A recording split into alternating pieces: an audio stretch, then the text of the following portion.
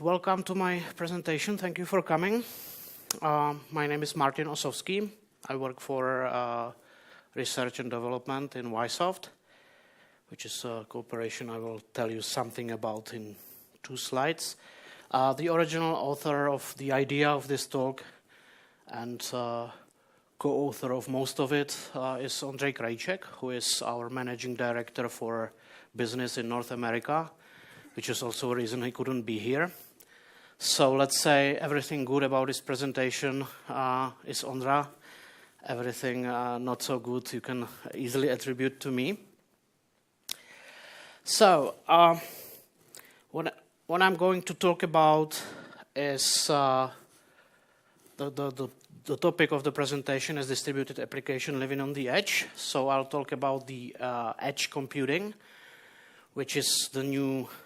I'm not sure if it's that new, but for us it's the new buzzword, combining IoT buzzword and cloud buzzword.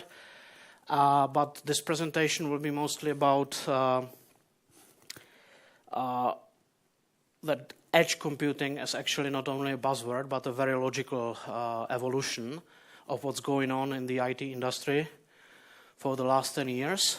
And it's actually quite strange that most of the industry didn't notice yet when we take into consideration how logical it is. That's because this Aerosmith quotation is there, because it seems like there's something wrong with the way we do things right now, and edge computing, as I will show, can be an answer to that. Something about Ysoft. This is a very marketing slide, but it illustrates that we really do business all around the world, and we really do have customers where cloud computing, edge computing, and distributed computing comes into picture very much. We have 34% of Fortune 500 companies as our customers and stuff like that. So we really do work with very huge environments and very complicated and complex problems. Ysoft is a Czech company with Czech headquarters. We recently celebrated 18 years. So we are also an adult company. And we work mostly in the field of managed print services or print management. So I need to tell you something about it, because otherwise you wouldn't probably understand some parts of the presentation. Managed print services, actually how they came to life was that in the past, the usual way people printed was that there was, let's say, one printer in an office or one printer connected to every computer or something like that. And when cost cutting and other stuff like that came into the picture, and the printer manufacturers came with business models when it was possible to sell very expensive printers to moderately sized companies. A new picture arose when there was, let's say, one printer on a floor or something like that, and hundreds of people or tens of people needed to share this printer. And that's where security, like let's say authentication, stuff like that. When people print on one printer, they need to somehow share the resource. So you shouldn't really get printouts of another person, especially when they are from HR or something like that. So a lot of new challenges came into the picture, and new software services needed to be sold with the printers, so that it would be even possible for the companies to work with the printers like that. So another problem was that some companies are really huge, and they needed, even though a lot of people shared one printer, they really needed a lot of printers, and they had a lot of users that were spent sometimes across the globe. So the software needs to be able to work with such scales. We have companies that are our customers that work on 5 continents, that have hundreds of data centers across the USA, 1,800 servers across whole India, and so on. And still, the software needs to work. It basically works like a black box. You send something in, and regardless of who you are, where you are, what you want to do, you need to be able to get it out of the system with reasonable latency and stuff like that, regardless of basically anything. That means that yes, we are doing printer management. Yes, we are dealing with printers and print jobs and stuff like that. But at the heart of it, we have a very huge, scalable, distributed system because of all these challenges. So that's just to understand the context of who I am, where I'm from, and what we're doing. And we can go to edge computing. So first, a warm-up question. Who do you think is one of the biggest IoT edge leaders in the customer market right now? Like, Ysoft is not in the customer market. We are in the B2B market. But who do you think is let's say, one of the well-known and biggest IoT edge leaders? Do you have any idea? Yes? Google, I think. Well, Google, it's not exactly what I had in mind.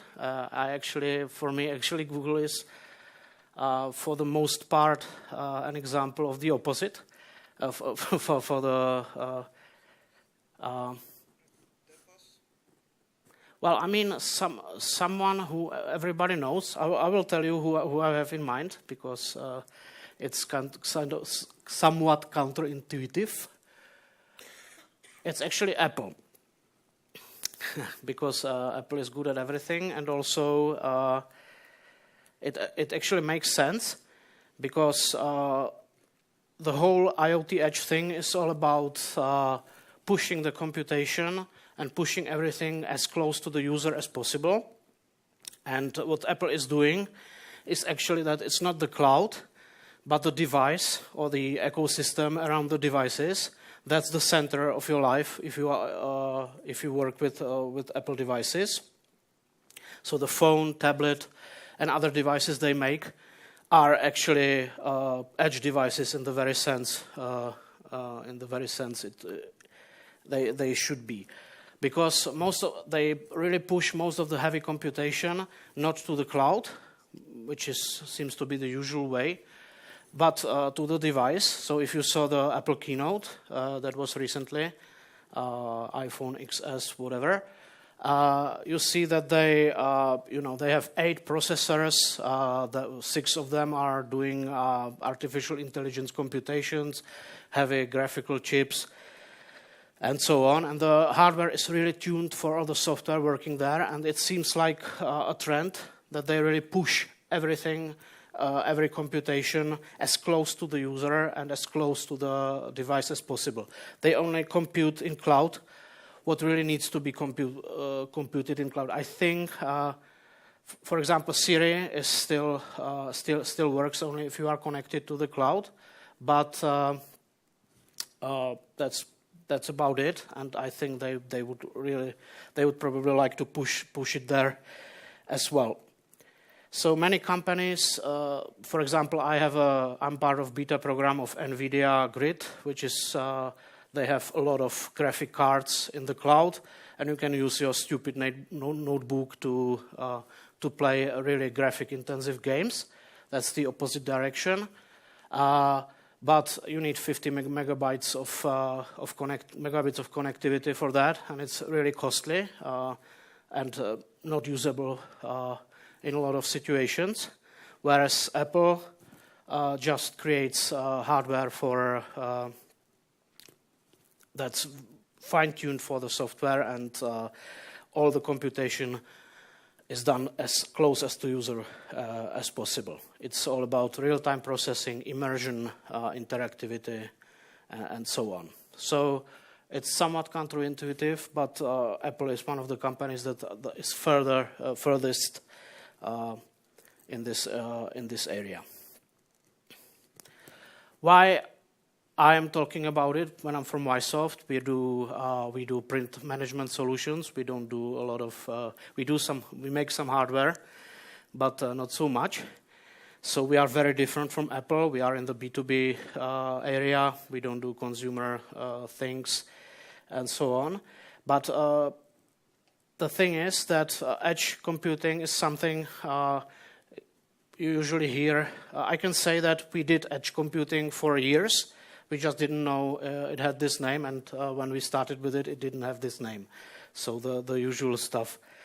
Like 11 years ago, we had a customer, which was a big banking company, and this customer, banking companies look like one or two headquarters, and then a lot of small offices where they need to do business, and where they are really very sensitive to whether the services they have work, because when you don't sign this contract with the people, they run away, and you don't have the other chance and stuff like that.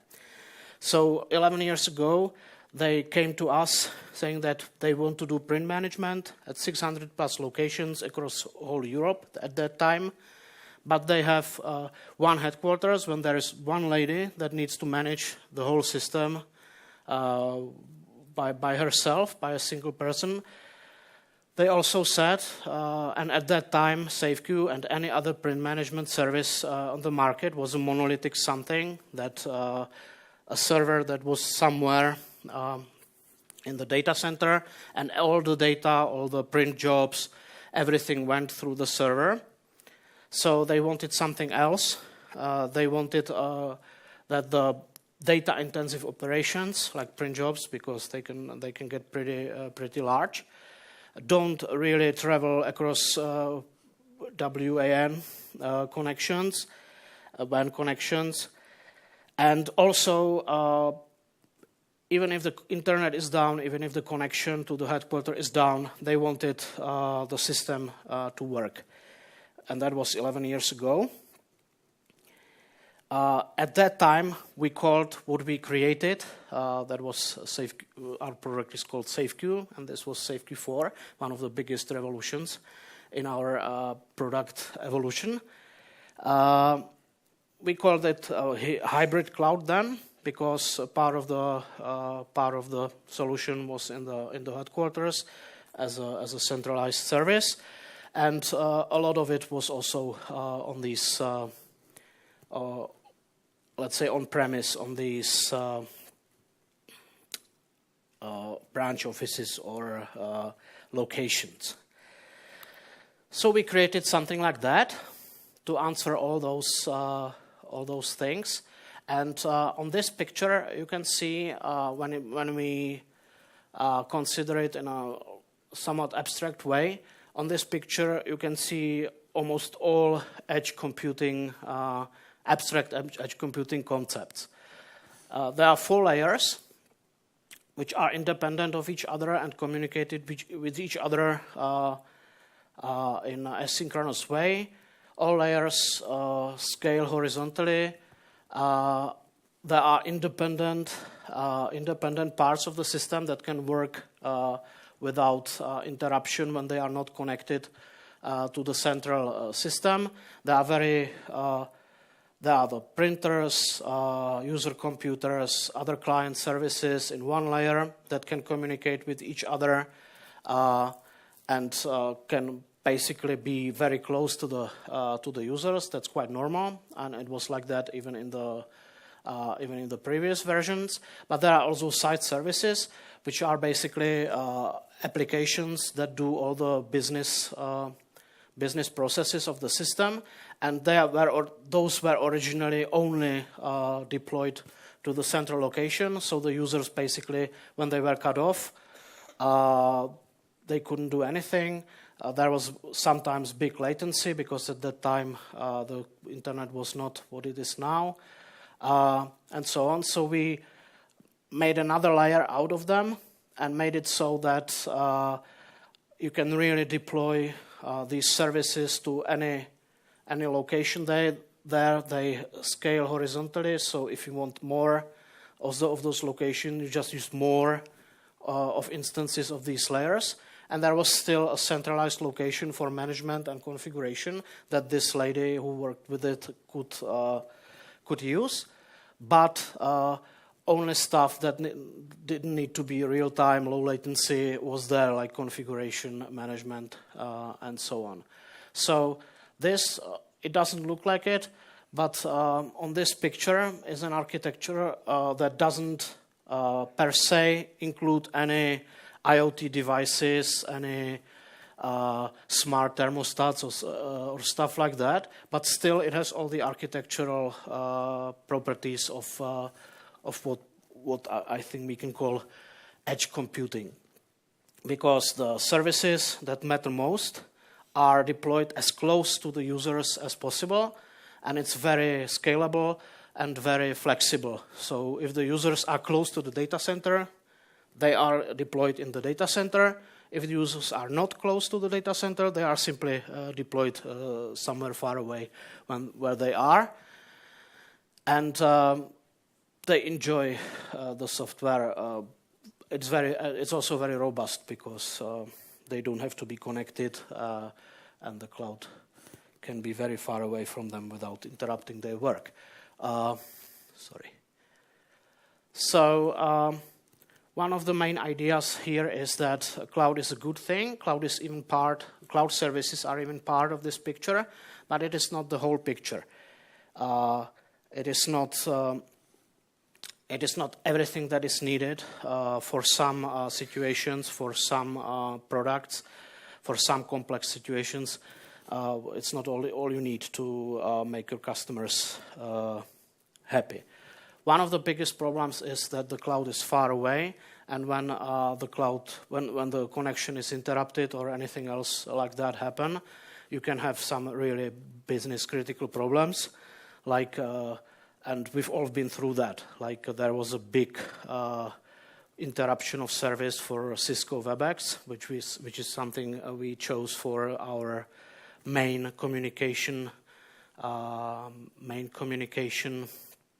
tool, and I was like solving deployment with issues with American customers, and for 2 hours I didn't even notice that the services are down, and then I was like. There was no way I could really continue in the situation, and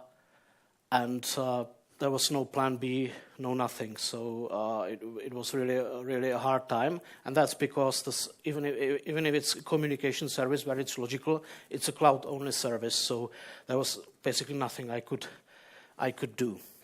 So why is cloud not enough? What are the main concerns? One thing is that, surprisingly, at the beginning, the main concerns with cloud for the most companies or most customers was that the data and the data processing was somewhere far away, and privacy and security was a big concern.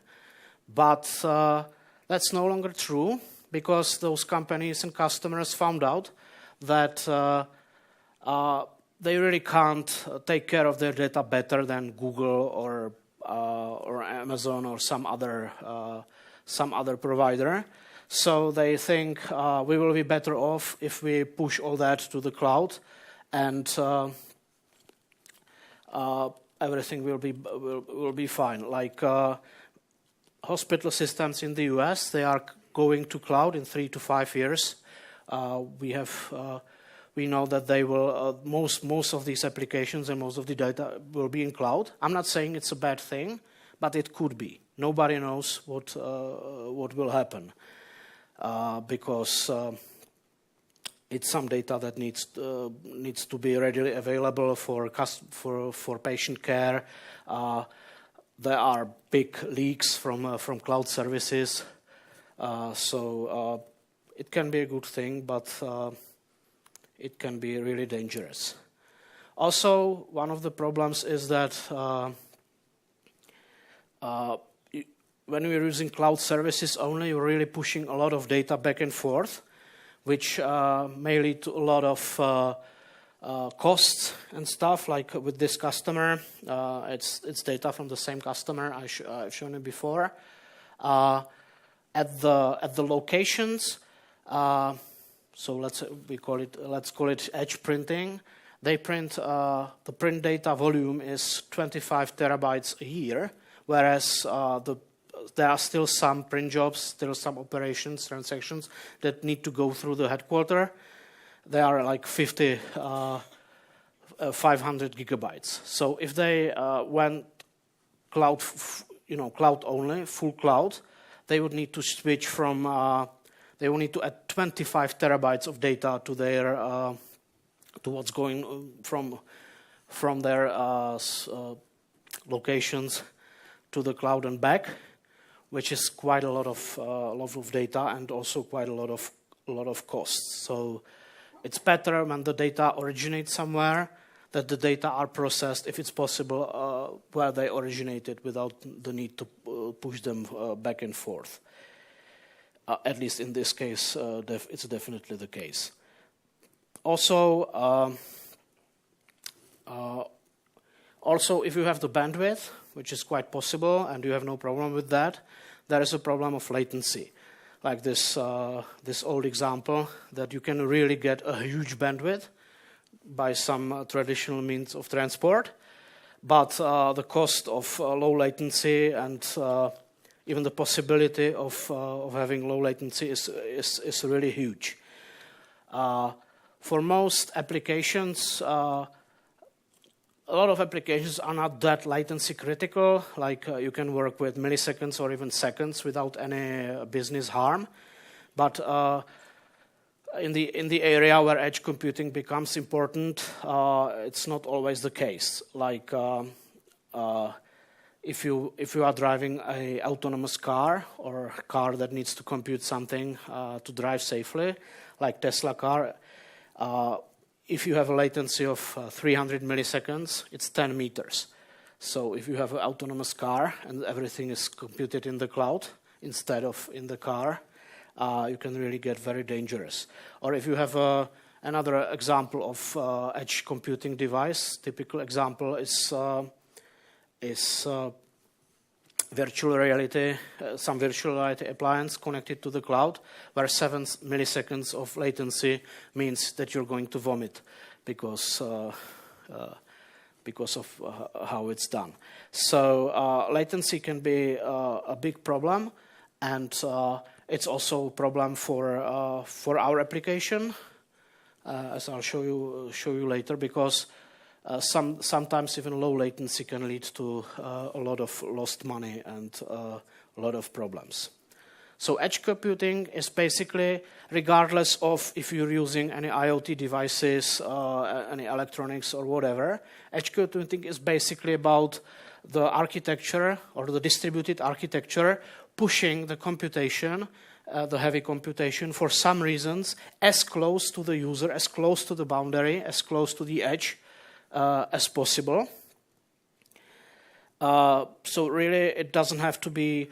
It can easily sometimes be services deployed to the cloud, but the point is that the computation is as close to the data origin and as close to the user as possible. That's why we can say that we are doing edge computing without necessarily using any hardware devices, any IoT devices. Why should you care? Why should companies that work with consumer markets actually care? We think that the enterprise market, the enterprise customers, and the consumer market are actually getting closer together with their requirements, especially qualitative requirements. Because if you have a house full of devices that can really be dangerous or that can really influence your way of life, like thermostats, smart doors, and whatever else, you suddenly become much more aware of all these things, even though you are not a factory where every lost minute means millions of dollars. because it simply can get dangerous or very inconvenient. So if we take these, we call the 5 commandments of enterprise. That is five typical, very important qualitative requirements of enterprise customers. We think that these requirements converge quickly with what the customers in the consumer market want. I don't have that much time to go into detail, so let's give you just some examples. Like with user experience connected with latency. In our system, the most important problem with latency is when, for example, when the users cannot authenticate on the devices to print. And some customers told us that every minute or every second of some of their employees' times can mean tens of dollars. So if you have a latency of 2 seconds, and instead you have a latency of 10 seconds, they can, in average, throughout the whole day, they can really lose a significant amount of money. And I already gave you the example from the consumer market when the car can ride 10 meters before realizing that something is wrong. Scalability, if you have such a system, it can easily happen that you need to adjust to thousands of nodes being added to the system without any previous warning. So the system really needs to scale so that is possible. Like we have a customer in India that added several hundred server nodes to their system, expecting us to just adjust without any previous warning. And we are now working on solving this situation. Because the point is that you should, if possible, for these enterprise customers, you should be scalable to the infinity. Privacy and security, I don't have to talk a lot about that. All this is very important for us, and that's why our system has this architecture. But all this becomes more and more important for the consumer market as well, for the consumers.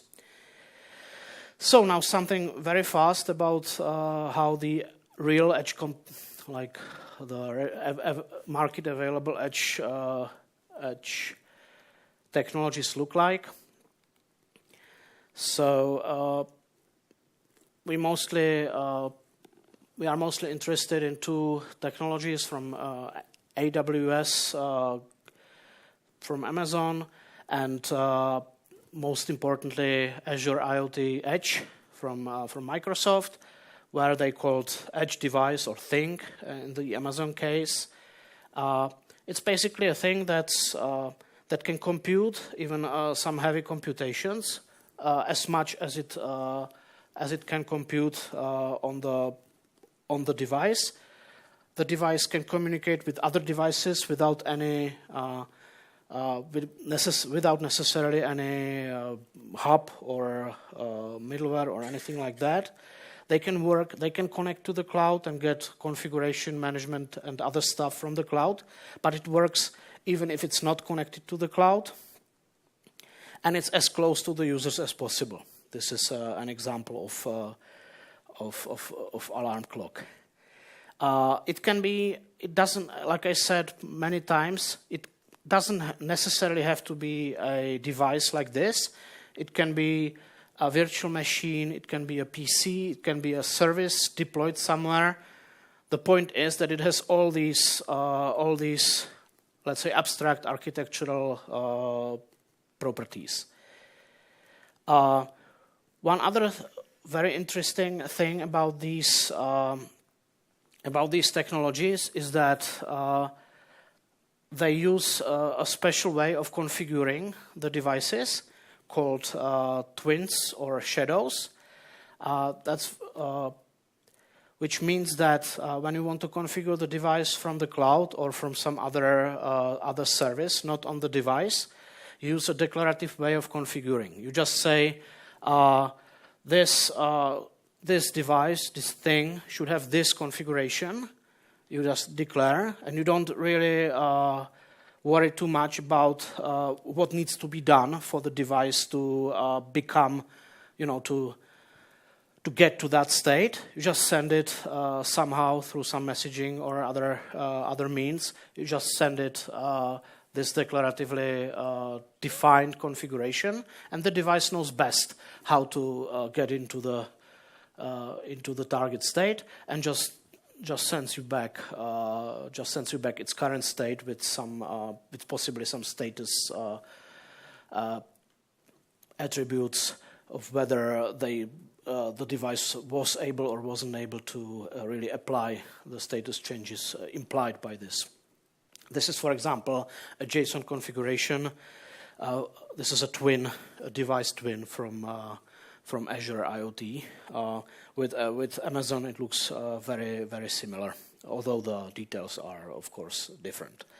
All these technologies also contain something called a hub, which is a good thing in a sense that it's basically you have all those devices, all those services. There is some centralized local service or centralized local device that can take some of the complexity of these other devices, and that can, for example, that can be used as a single point of contact to the cloud, a single point of some security settings, and so on. It's sometimes, or maybe almost always, necessary. On the other hand, it's just like with brokers in messaging systems. It also adds complexity, not to the devices, but to the whole topology. You probably need to have more of the devices if one goes down, because without those devices, it can stop working. If someone steals the device, you have a problem with data loss, and so on and so on. So sometimes it's necessary, but it's better when the devices work peer-to-peer without any device or service like that. Okay, so the most important part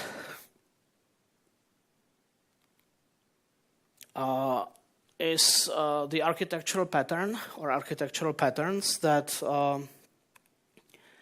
I think were visible in the SafeQ architecture I've shown you. And if I translate these to the world of the devices, hubs, and stuff, I usually have 4 tiers. You have the devices, the end-user services, or other stuff like that. The hubs that somehow concentrate, take some unnecessary complexity from the devices and concentrate them in some local centralized service. You can have some application services in the cloud, and usually have some repository or data warehouse where you can have reports about the whole topology, where you can have configuration data stored and so on.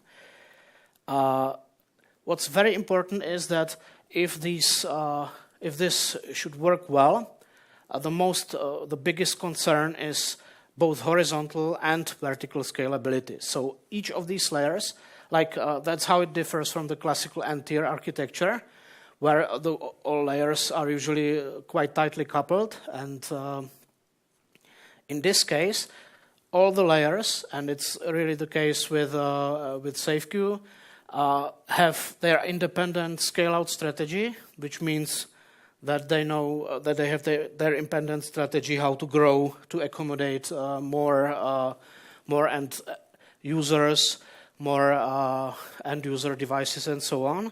And also, there is a big demand on vertical scalability, which means that when there is a lot more, peaks in demand and so on, the whole system can scale and adjust to that.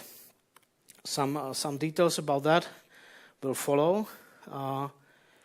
One very important thing that's really missing in the classical layered architecture is the limited autonomy of all the layers, or maybe even not limited in some cases.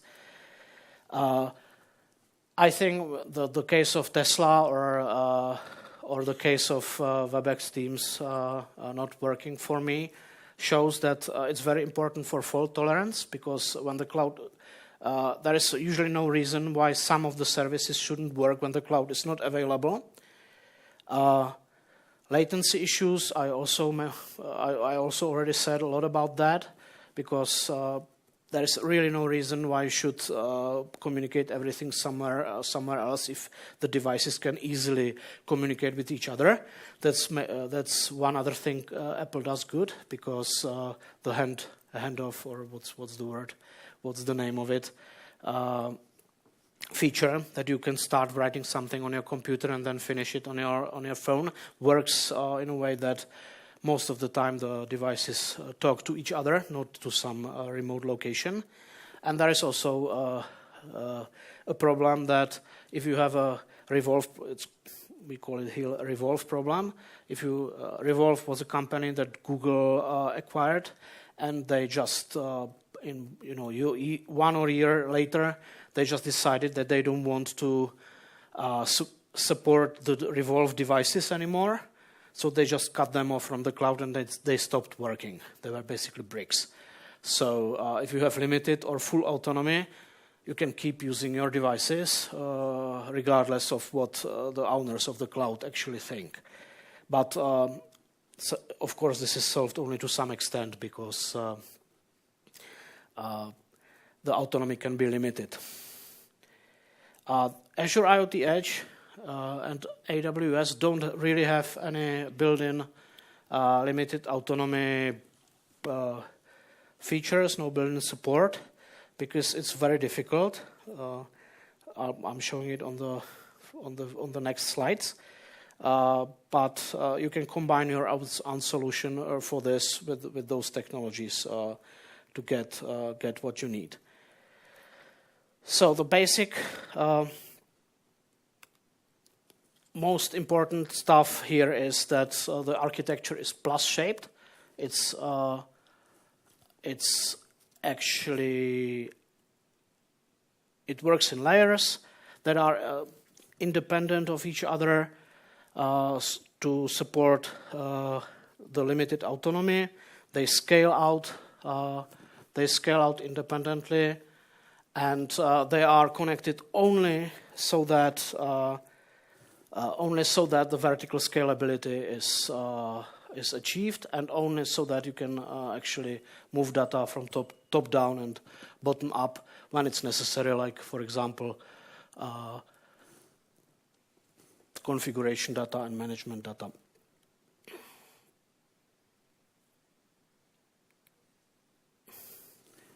I'll probably skip that. We have this describes our solution for the limited autonomy property. We use InfiniSpan as on the site services level as a way of really scaling out, because it's done in a way that if we want to distribute more data, we just add more nodes, and it works like a charm. We use asynchronous messaging so that we don't have too much coupling between the layers.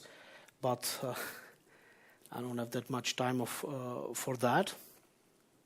So the last very important part is that the plus-shaped architecture, the scaling, the autonomy, and all these properties work only when you work well with data, and this is basically where the most complex problems lie, and the biggest challenges were for us when we are solving these problems. So, of course, if the devices, services, and other stuff on the lower layers should be independent or limitedly autonomous, you really need some sort of data caching, because the users are distributed all around the place. The data originate from all around the place, from top down, and so on. So you really need to have some very smart way of caching the data. And it's not just simple caching in a way that you're used to from processors or web browsers. It needs to be caching that's really very sensitive to the the life cycle of the data and to the semantics of the data. Because if you want the layers to really scale and if you want them to be really independent, you need to have as minimal requirements on merging complexity and consistency and so on as you can get. Otherwise, problems cascade from one layer to another. You have only limited scaling on the layers because only a limited number of nodes can really solve these problems and stuff like that. We also found out the hard way that just total ordering based on time or some other stuff like that is too naive and leads to big problems, even if you have immutable data, immutable structures everywhere. So on the next slide we can see one typical problem where if you have a document that's going through some print management system, the document can have a lot of various states, printed, received, printing, and so on. And we originally solved it by creating a very big state machine that had all these states and transitions between them. And when the document is actually processed on several nodes in the system on one of the layers, we needed to somehow merge what all those nodes thought about the status of the document. So we ended up with a big mess that was very sensitive to network latencies, easily broke, and so on. And we were really in a big problem. But then we found out that what we need to do is to think about what is the actual semantics of the data and what is the actual life cycle. And we found out that maybe it's not aesthetically pleasing and maybe it's not sometimes not very understandable, but for all purposes it would be best if we just simplified the data, the state model and the data semantics to some sort of CRDT, which means CRDT means if two nodes see the same set of operations, they should end up in the same state. So we created a semi-lattice where all the states were basically equal and commutative, and one of them is just annihilating all the everything that happened. So if you have a set without the deleted state, you just end up in any state, and it really doesn't matter. There are simple merging strategies for that. If you have if the set contains a deleted state, it's deleted, and then again it doesn't matter. This way, we could remove a lot of complexity, and we could really create a layer that scales well. My colleague Kuba Feutl had a speech about that last year, I think on the same day of the conference. So this way we easily solved the cache coherence problem on the horizontal layers. With vertical layers, it's somewhat more complicated because you can imagine, for example, that you change configuration in the cloud, and you can also change configurations on the devices or on the hubs or on the intermediate services, and you somehow need to probably want to merge this data to some sensible result. But whatever strategy you use, you usually end up with very complicated problems. You can't really use something like CRDTs because it really doesn't converge to anything. It's the worst case when you change the same values all over again. Also, distributed transactions across the layers are a very bad idea. We tried that, but the problem is that you need to do very little bad stuff to make the coupling between the layers more dangerous. Like one transaction that really spans across one small, not important transaction that really spans across the layers can easily break down the whole system. I had such a problem at a customer just a few weeks ago, and it was really something. And also, if you have a, let's say, architectural principle that the layers are independent, when troubleshooting, nobody really thinks of this little, I don't know, configuration thing that can really break the system. So you need to avoid any unnecessary coupling between the layers at any cost, even in the edge cases or very unimportant cases. So sometimes you just need to use some naive strategy like last right wins and solve the problems that arise from that later, because all other more smart strategies can just lead to disasters that have much bigger impact than whatever you can get from last right wins. Also, you need to carefully decouple all the data from the data store or from whatever is on the top. We have some smart strategies of configurable message routing and so on, so that at least the end user devices are not dependent on the topology so much, and the migration is transparent. One last thing about the data is that you shouldn't really, on any of those levels, maintain any distributed session or distributed session states, because you should obviously not use any session or stateful services on any level. Somewhere it's possible, somewhere it's not even possible, because it really breaks the scaling with no real benefit. The biggest problem being that to have distributed sessions, you usually need to have some infrastructure in place, and that's usually not the case, at least with the lowest layers of the architecture. If you use hub for that, or if you use some sort of middleware for that, you end up with a single point of failure. There is really no good way of doing that. So you need to use asynchronous peer-to-peer systems on the layers to keep the devices really autonomous. And if you need some data that needs to be shared, you should really push the data to the place where they're needed when they're needed. But I would need to go into much more detail for this to make. Well, I made it in the time, but not in the time for questions, I think, if I understand this timer correctly.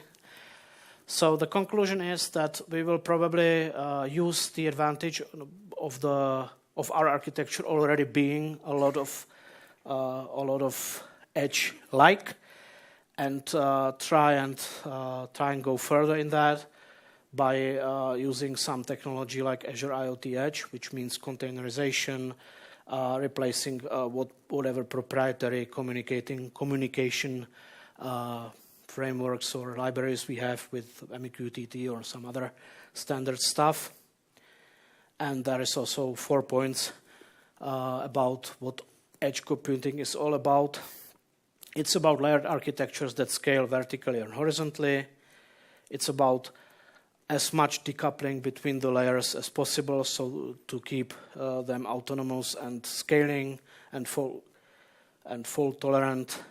It's about pushing the heavy lifting as close to the user as possible to achieve low latency, fault tolerance, and other good stuff for the user. So that concludes and you have 16 seconds to ask me questions.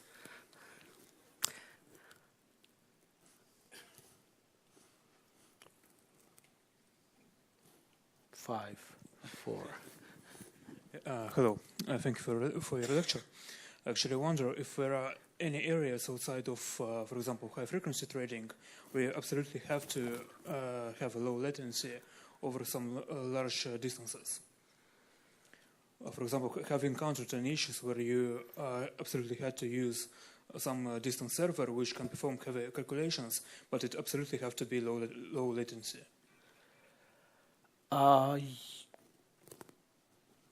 You mean that we couldn't use any local services? The server needed to be remote, and we still needed to have low latency? Yeah. Yes, but it's not the majority case. Yeah, sometimes, for example, in schools, they can't have anything in place, even appliances or small devices, and they have some centralized stuff. And you need to work around this by ensuring that you have client applications that are more autonomous, or you really need to have some sort of fast network or whatever to ensure that it works fine. Okay, and what usually is the main reason for high latency? It's like the amount of nodes between the server and the endpoint. For high latency, well, the network, the heavy computation on the server, which means that the result comes later than it should. A lot of data that needs to be pushed back and forth. A lot of reasons like that. Okay, thank you. Yeah, welcome. Time's up, it says. But I'm not sure how this is organized, so I'll leave it to the guys in yellow t-shirts.